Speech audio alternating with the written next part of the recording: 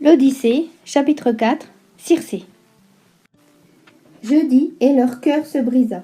Ils se souvenaient des crimes du Lestrégon Antiphatès, des violences du Cyclope mangeur d'hommes. Ils pleuraient, poussaient des hauts cris. Mais à quoi bon se lamenter?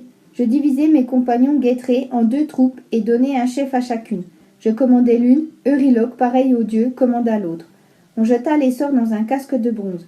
Ce fut celui du généreux Euryloque qui sortit. Il partit aussitôt, escorté de 22 hommes en larmes. Nous aussi, nous pleurions. Ils trouvèrent, dans une vallée, en un lieu découvert, la demeure de Circé.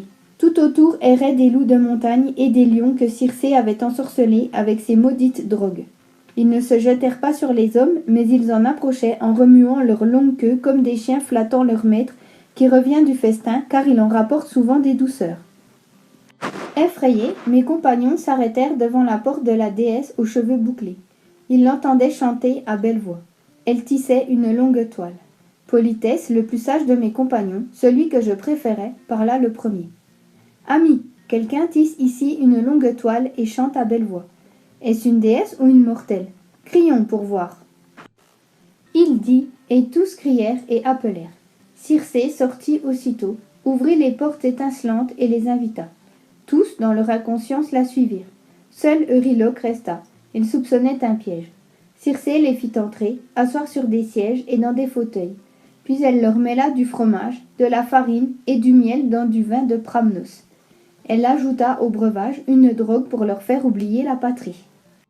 Elle leur tendit la coupe, ils la vidèrent. Aussitôt, de sa baguette, elle les enferma dans la porcherie. De cochons, ils avaient la tête, la voix, le corps et les soies. Seul leur esprit resta le même.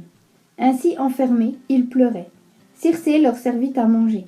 Des glands, des fruits de cornouiller, tout ce que mangent les cochons qui se vautrent à terre. Euryloque revint en hâte au navire rapide et noir nous annoncer le triste sort de nos compagnons. Il ne pouvait parler malgré tout son désir. Son cœur était frappé d'une trop grande douleur. Ses yeux se remplissaient de larmes, il ne pensait qu'à gémir. Enfin, comme nous l'interrogions, il parvint à nous raconter la perte de ses compagnons.